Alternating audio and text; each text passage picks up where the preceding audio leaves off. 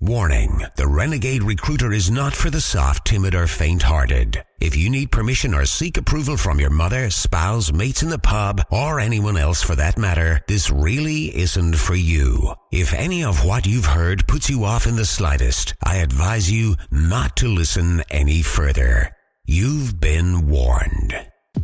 Prepare yourself for the no bullshit, zero fluff. Quick, dirty, and uncensored secrets for any serious recruitment, staffing, and search business owner who wants to earn more money with less work and fewer headaches, without having to kiss ass or bend over backwards to please anyone. He's a relentless and fearless renegade who will stop at nothing to reveal the harsh, unforgiving, and brutal truth about what it really takes to succeed in this business. He's a guy people love to hate and hate to love. It's your host, Terry Edwards. The Renegade Recruiter is unleashed. Hello. This is Terry Edwards, Renegade Recruiter, and welcome to another episode of Renegade Recruiter Unleashed. And today our guest is Scott Sillari from Viral Marketing. Scott is the VP of Business Development for Viral Marketing. Scott, thank you very much for joining us. I know it's like 6 a.m. in the morning where you are now, so I really appreciate you getting out of bed early for this. Much appreciated. No problem. I appreciate you having me on. I'm excited to speak to you today, and thank you. Not at all. My pleasure. Look, I know you reasonably well. You've interviewed me previously. For those that don't know you, Scott, give us an overview of who you are and what you do, please. Yeah. So, our company. I'll start off there. Our company is Viral Marketing, and we do video-based educational marketing for professional services. So, recruiters is one of the industries we work in. And for me, I'm the forefront. I do all the development for the company as far as strategic partners and, making sure that there's leads in the pipeline, essentially, which I know a lot of the people listening out there are always trying to generate the right leads. That's something that I'm focused on and doing for the company. And I have a team underneath me, and we work just to develop our business, make sure that we're growing in the right way. And I've been in. My background is I have some real estate background. So about who I am, since I've been out of college, I've been in a role that's been, commission based only. So I've a very high risk type of personality where I was doing I was an appraiser. So I was in the real estate field. So that kind of gave me a good background in real estate. And then I was a business to business salesman. So I did credit card processing sales. So pound the pavement, going business to business. And then eventually I moved my way into this role where I worked my way up through doing the sales and now doing all the business development for Viral Marketing. Excellent. So if you were to summarize what you do for clients, how would you describe precisely what you do for clients? So one of the most important things, I think, Terry, is right now there's so much clutter with marketing, with emails, just with communication online, that you have to stand out. So what we do for our clients is we help them stand out above and their competition, essentially. Yeah. And how we do that is with video-based email marketing and social media marketing. So we help them create education-based videos, not sales videos, not selling, talking about themselves, but adding value, helping the people they're trying to stay in touch with. So in a recruiting standpoint, or really any service, you identify who your market is, and you need to be communicating with that market with the right content and education and nurturing them so when they're ready to convert. So our business, we do that whole system, and it's turnkey, so our clients can show up with a nice microphone and a nice webcam and do a quick 1.5 to 2 minute video that adds value, that's timely and relevant. And then that's it. It's very leveraged. So they spend 30 minutes a month with us on the phone where we're directing them through that video. And then we take it, we edit the video, we do all the email writing, we do all the blog posting for them, we post it all over social media, we optimize it on YouTube. So basically it's a turnkey solution where we do all the work, put it out there, we track all the analytics for the client, So they have targeted lead follow-up. So the idea is, I know a lot of your audience uses LinkedIn as one of their main ways to generate business. What we'll do is we'll go in and export all the LinkedIn emails and contacts into a email marketing system for them, so that when they're sending out these videos and emails and staying in touch, we're identifying who in that list is essentially raising their hand saying, hey, I'm engaged in your video. I'm watching your video. I'm clicking on your action links in the email. And that gives you a targeted list of people to follow up with and see if that you can help them. Right. Excellent. I mean, this is a fantastic offering for recruitment search firms and those in the staffing industry, because for many in that industry, Scott, I don't know if you know this, but for many, their way of getting business would be word of mouth or cold calling. And with the service that you're offering now, there's never any need for anybody to cold call. They will only call people that actually know them, and it makes the whole process so much easier, doesn't it? When you're calling somebody that actually knows you, and critically, because it's, as you call it, education marketing or content marketing, not only do they know you, but they value and respect you as well. It's a great tool. That's a great offering there. Well, it changes that dynamic, Terry, and you know this because, I mean, you do this type of marketing for your business, is that when you're going to your list and the people you're trying to stay in touch with, especially if you work so hard to add people on LinkedIn or on Facebook or these different social sites, social media is really meant to make that initial connection, but you have to bring them from that platform to a phone call or to an interview or to get in front of them with the meeting, right? You have to move them off of social media essentially. So when you go to them with the value first, that conversation when you follow up is so much better, and there's so much more substance there because you're going to them with that value add. Yeah. Oh, that's excellent. Really great service there. And look, I'm going to ask you a lot more questions about your offering and what you do and what you can do for recruitment and search firms. But before I do, Scott, for those that don't know you, tell us something about you that most people wouldn't know about you.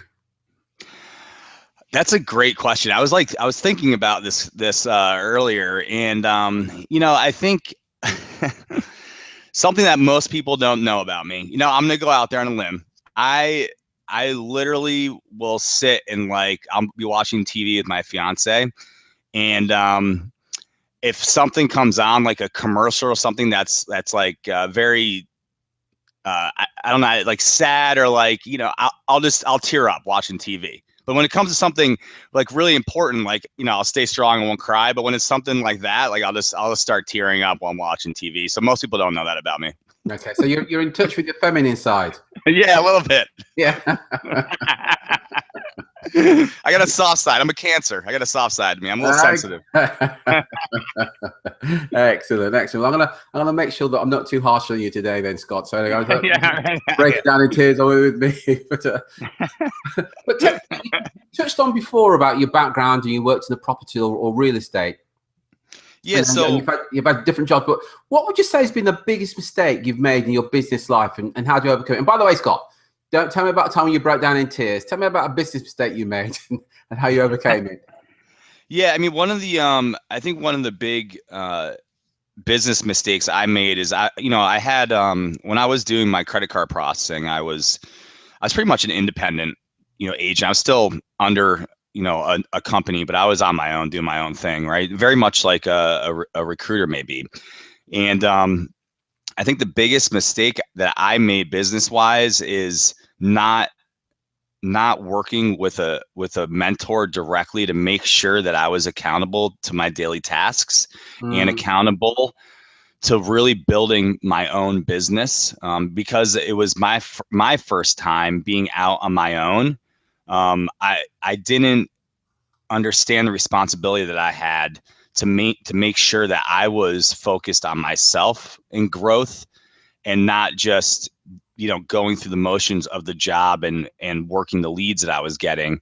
I think that was my biggest mistake. So if you're on your own out there, you need to be working with someone that's going to help hold you accountable and essentially be a mentor to you. Now, if you have that within your business, that's good. But if not, go out and hire someone or work with somebody that's gonna tell you and guide you in the right direction, ask you the right questions that you should be asking yourself. That's a really good point you've made there, Scott. I think any business owner can relate to it. It's dead easy, isn't it, as a business owner? Because you own the business, you know, you do your to-do list or you commit that month or that what you're going to do that year or that quarter. But it's a Yeah. conversation that you have with yourself and you're not accountable to anybody. And one of the things with a coach, a mentor, and I've got one as well, and something that we strongly advocate is that, you know, when you make those commitments, you make yourself accountable to somebody else. And, you know, and my coach gets me to write it down and it gets me to commit to exactly. And the difference that's made to our business has been quite dramatic, quite frankly. Yeah, I mean, there's so many benefits to it. I mean, you don't know the questions you should be asking yourself, right? A lot of times, you know, you can only read so much, but you need someone to hold you accountable to the things that you should be doing and making sure that you're efficient with your time. Yeah, and that's another good point. Being efficient with the time. Yeah, absolutely. So, you know, what you'd say on that one is that your big lesson there is you don't have to do this on your own. Get some help. Yeah, you don't have to be the lone ranger or like the hero on your own. Like, yeah, I'm sure you're very skilled set, but don't let your pride get in the way. Get some help. Work with someone that's been down that path. I mean, you hear all the time, like, don't reinvent the wheel or feel like that you need to be the one that does this on your own and no one else has ever done it before. Like, Yeah, people have gone down the path. Work with those people because they can really guide you. yeah. So that's the biggest mistake that you've made in your business life. What would you say is the most common mistake that people make when it comes to marketing their business? I think one of the biggest mistakes that we see with marketing is sorry, my computer was just refreshing. You may need to make an edit there. Okay, I'll repeat. I think one of the biggest mistakes that people make when they're marketing, Terry, is they hear that they should be doing something. Like, let's say they hear they should be sending out emails to stay in touch with people, or they should be making posts on social media, on their business pages or on LinkedIn to make sure that they're, you know, communicating, which I completely understand. That's absolutely what you should be doing. But the problem, especially when people starting to do marketing on their own, is that the communication in the emails and the things they're sending don't truly help and add value. And then what ends up happening is you end up alienating the list or the people that you're sending your marketing to, or the people that you're trying to stay in touch with. Yeah, And that's a huge problem because I see that happening. And if you do that from the beginning, when you're first starting to market, you're going down a slippery slope because you're going to get a lot of people that stop paying attention to you completely and unsubscribe, and they may know what you do, but they're not going to, like, they don't want to pay attention. Like, again, and this goes back to, there's so much out there. There's so much, we're so distracted every day. There's so much content for us to be absorbing. I mean, I don't know the specific statistics, but I can't even imagine, you know, compared to today, compared to even 20 years ago, what we're absorbing because we're on the internet and we're on phones all day, and we're on, you know, our mobile apps, and it's just it's nonstop. So you need to stand out in your marketing, but you need to be adding value. So if you can't answer this question, if you ask yourself, would I actually pay for this marketing? Would I actually pay for this information? If you can't say yes to that, you probably shouldn't be sending it out. That's a great question there. Yeah. Great question. Yeah. Excellent.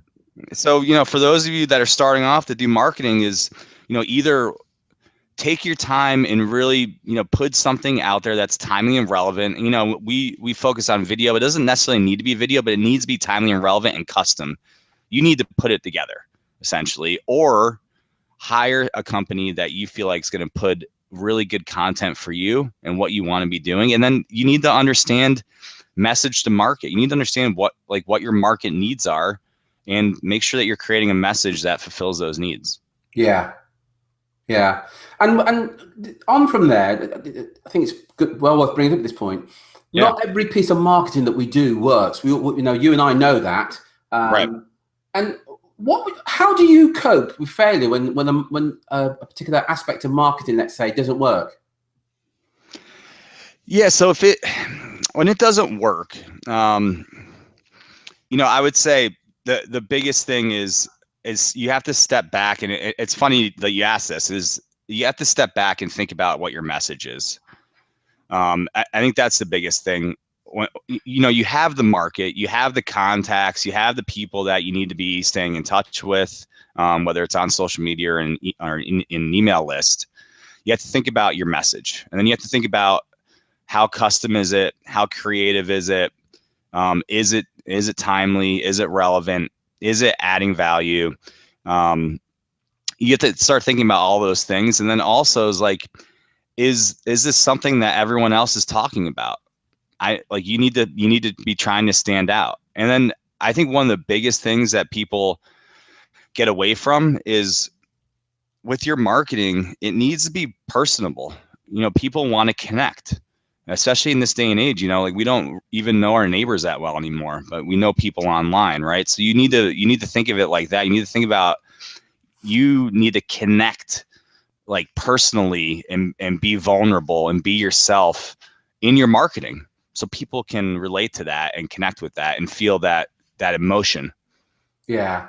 There's you raised some really good points here, Scott. In particular around the whole thing about emotion, and that most people make their everybody makes their buying decision based on emotion, and we then justify it with logic. And you really good point there, that in any marketing, you've got to tap into the emotional aspect of the potential buyer to actually get them to make that movement one way or the other.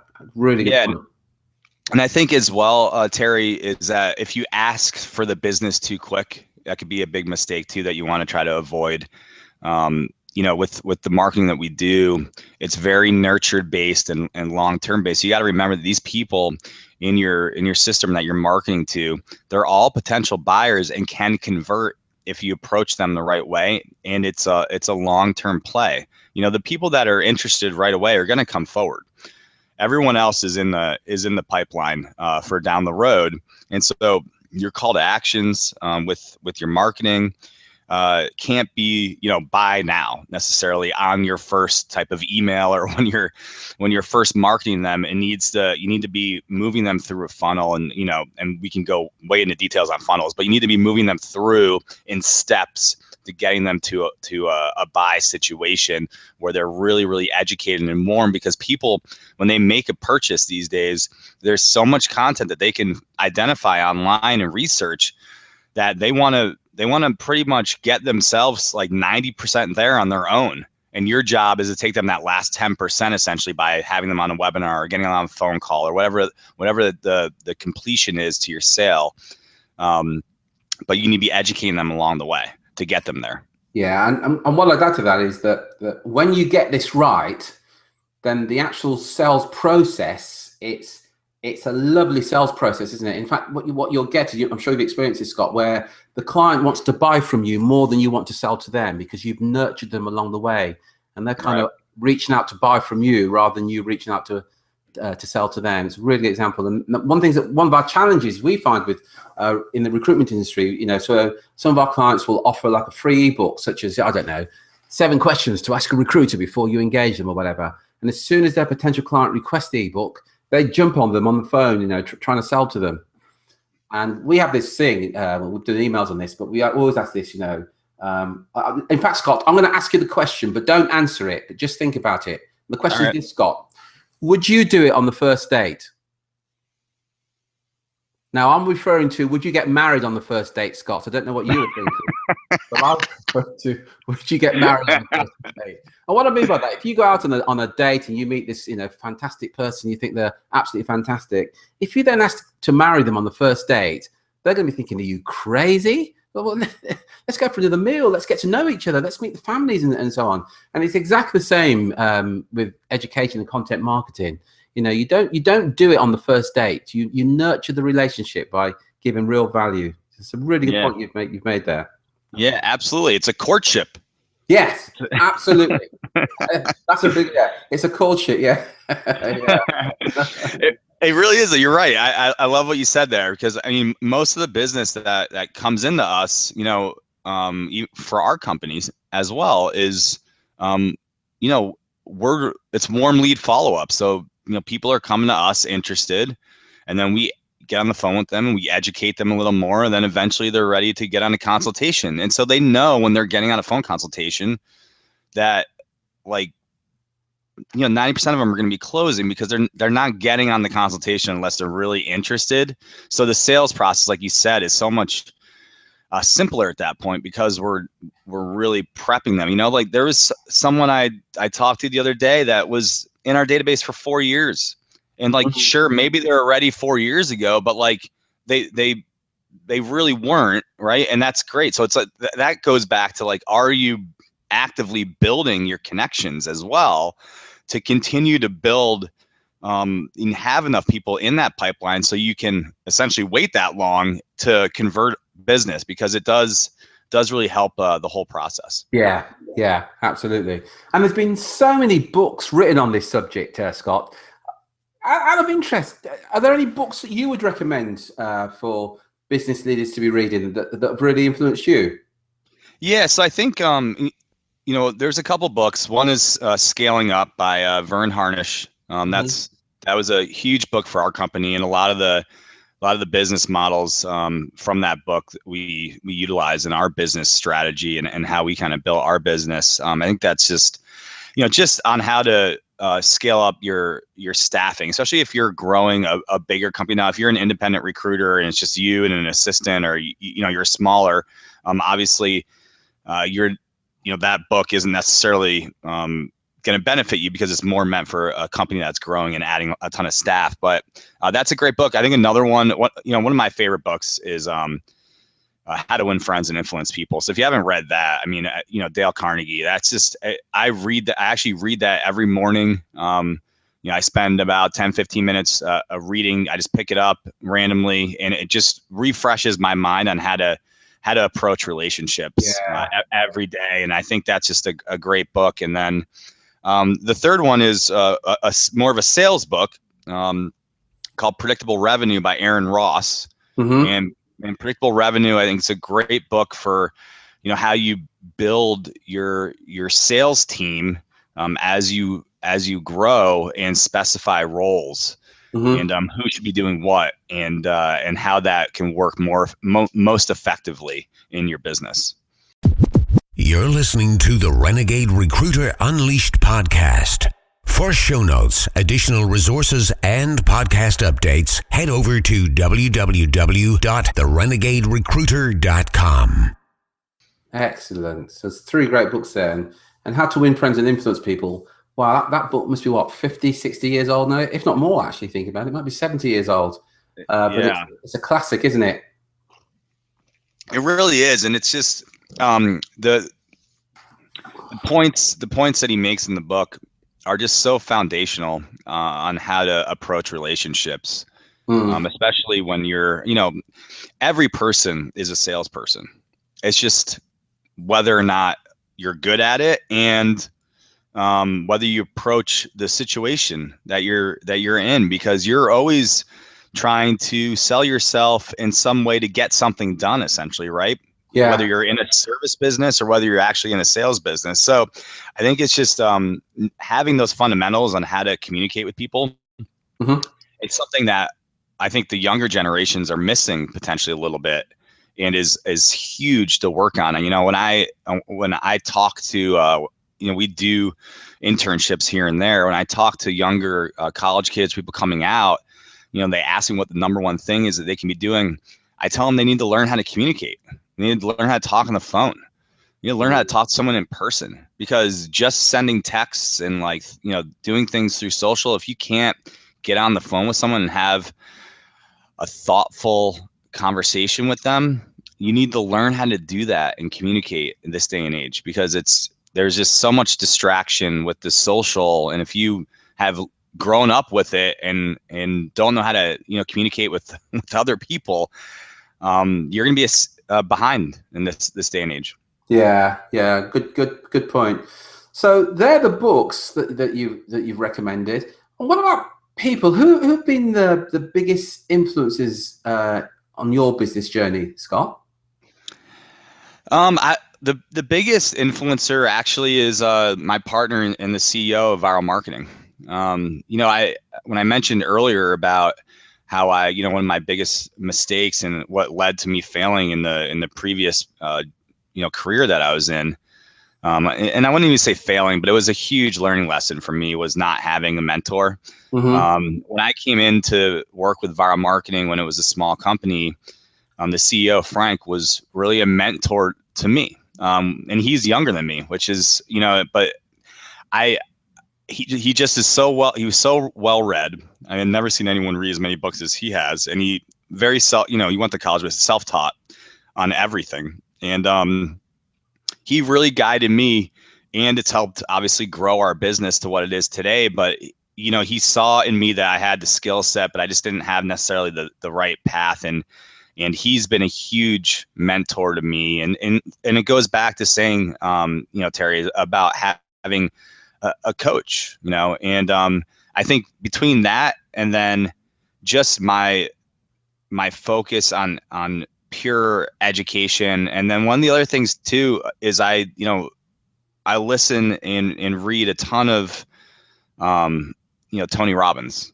Yeah. And I think he just some of the little things that he brings to the table has been very, I wouldn't say life-changing. I've been to a bunch of his events, but just, he gives you self-awareness. He helps you look at the things that you want to be focusing on in your personal and business life, and what's important to you. And he's done that for me as well. So I think that was a huge kind of shift for me in my mindset, just about self-improvement in general.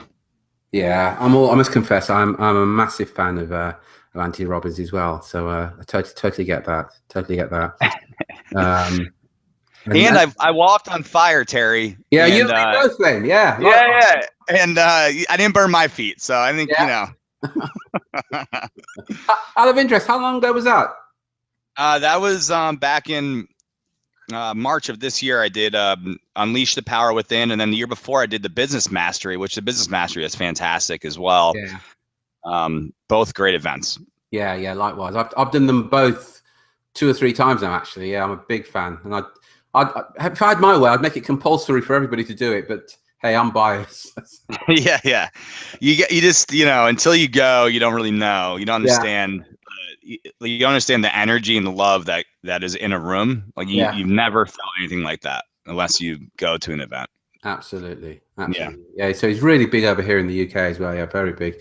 So who's been your biggest influence on your sorry, you've told me that. Sorry. Yeah. So in terms of advice from your people that have influenced you, what's the best piece of advice that you've been given by a mentor or something that you've really learned from? I think the best piece of advice, and this goes back to what we were just talking about, when I was at the Business Mastery with Tony Robbins, he talked about failure, and it never had resonated to me the way that it did when he discussed it, but how if you're not failing, and he put it in different terms, but if you're not failing, essentially, which I don't even call it failing anymore, it's a matter of, making a mistake to the point where everything's a mess, and then being able to look at it and learn from it and move on. And if you're not doing that, I think that was one of the biggest eye openers for me, is that you need to be pushing yourself to the point where you either can succeed or fail.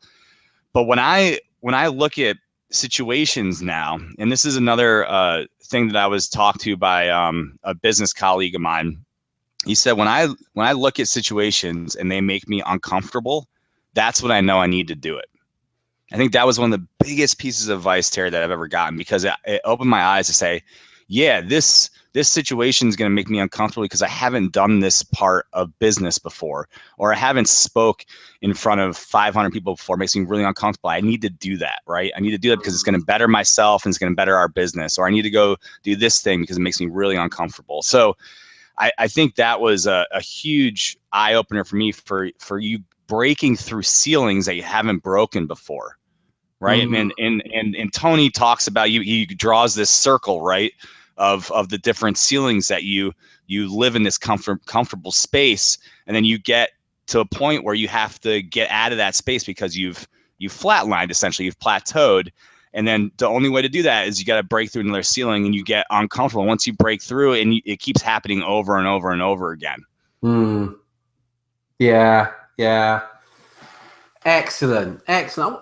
Scott, I want to go back to something you said quite early on in terms of what you offer, and I just want to. It occurred to me as you were talking about it that we talk about content marketing and education marketing and and permission marketing and everything, but there are some people out there that have got.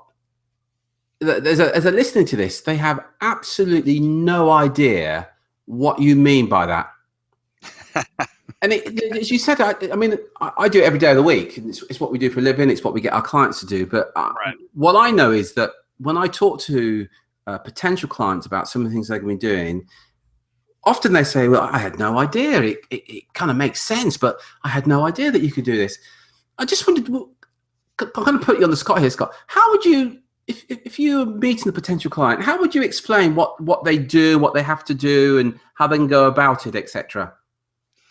Yeah, so there's a couple different approaches, right? If you're meeting with someone in person, okay, I would obviously, if it's the first time you met someone, like you're at a networking event, you're anywhere where you're meeting a potential client or prospect. At the end of that conversation, obviously you want to be getting their business information, but you want to be saying, hey, I'm sending out some marketing information. I'm sending out some educational material just about, what we do and how we can help, potentially help. I'd like to send that to you to stay in touch. Would that be all right? And that gives you permission. And so if they say yes, they're going to expect information coming from you, so that you can do that over the phone as well. At the same time, when you connect with someone on LinkedIn, that's a permission. When you connect with them on Facebook, I consider that a permission as well. Now, your approach needs to be, if you are starting to market to a new list, you need to identify what those people in that list can expect. So one of the emails that we draft, Terry, for our clients when they come in, and a lot of times they haven't been marketing to all the people in their LinkedIn or all the emails in their Facebook, or they haven't exported all their contacts from their email server into an email marketing system, into an Excel sheet. Essentially, it's called a CSV file of all those contacts. They haven't been marketing to it yet, so we draft an email that goes out, and it's all text, and it says, hey, friends, colleagues,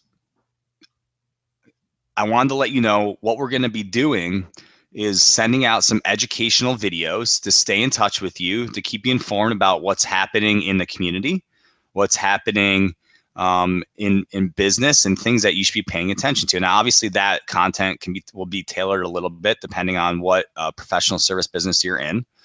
And then from there, it asks for feedback and questions. If you have any questions, we'd like to answer them on video for you. And it gets tremendous response because people respond back with questions they have, and then you're identifying a need in your market. Yeah. But also it gives them the option to unsubscribe. Okay, it's okay if people unsubscribe. You have to allow that. You have to give them the option, because for some people, they're not going to want to continue to get that information, and that's okay. It is what it is, right? But now you have a clean list that you can continue to market to. And then as far as the content is concerned, is that it's like making FAQs. You think about all the questions that you get when you're talking to a potential prospect. Those are all the things that you should be answering in your videos or even on email. And it's something that can be timely and relevant. So even if it's a text email, you want to be posing a question, because that's kind of a hook.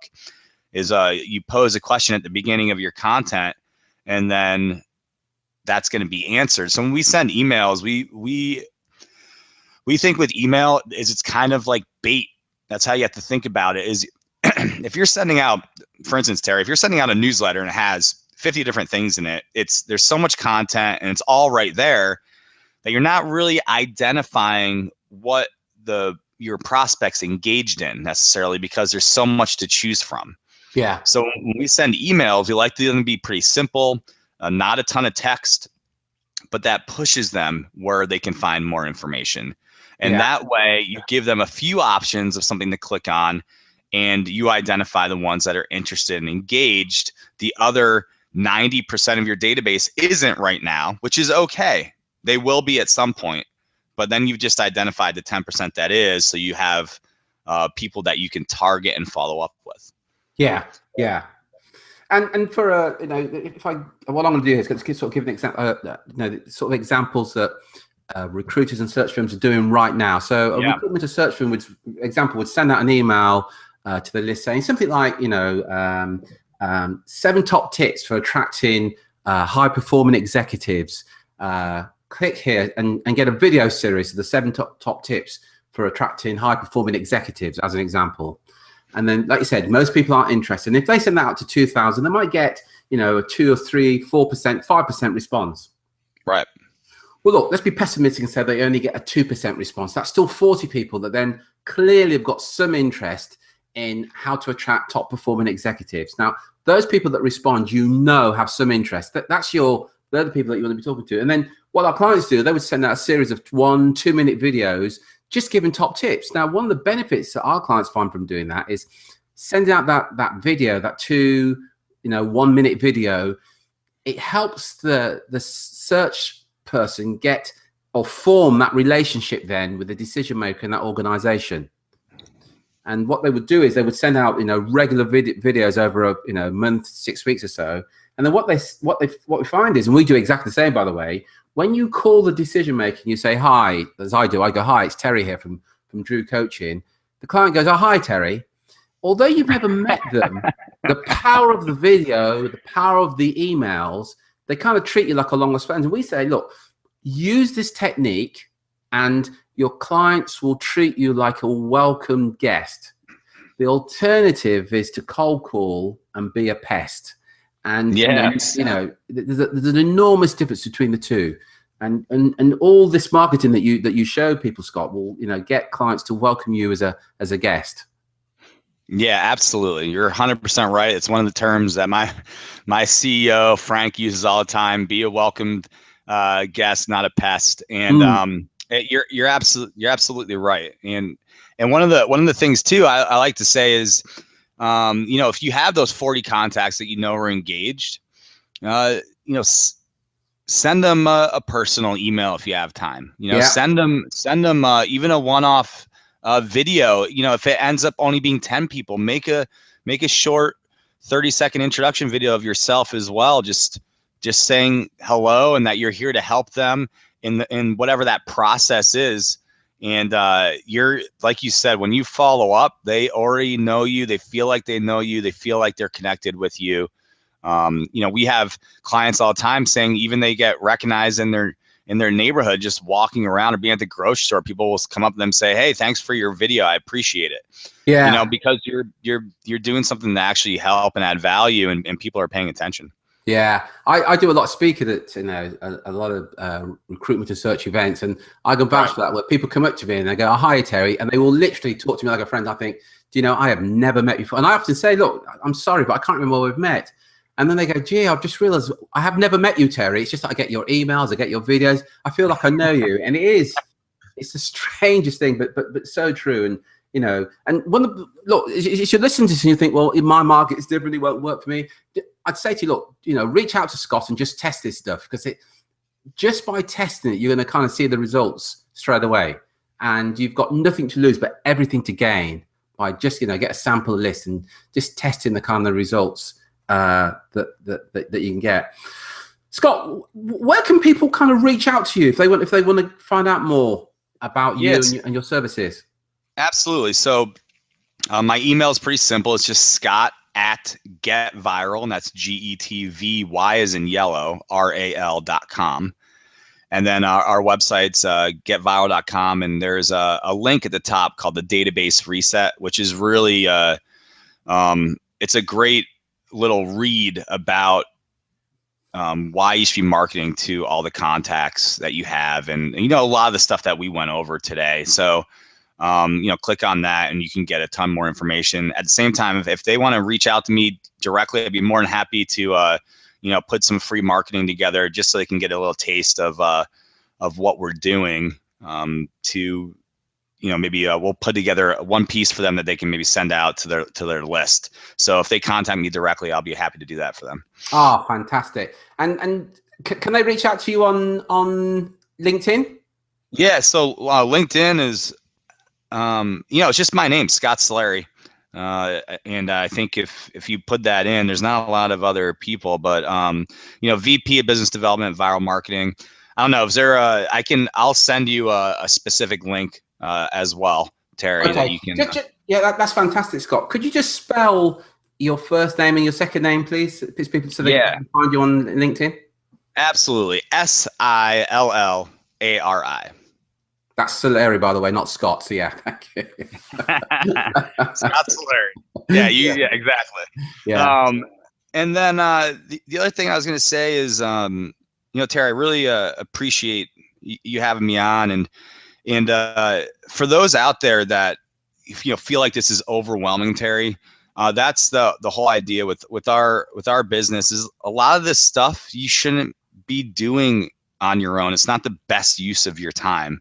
So let a company like ours, or if you need coaching like Terry's company, let us help you guys in your business journey so that you can be efficient with your time and your marketing can be working for you.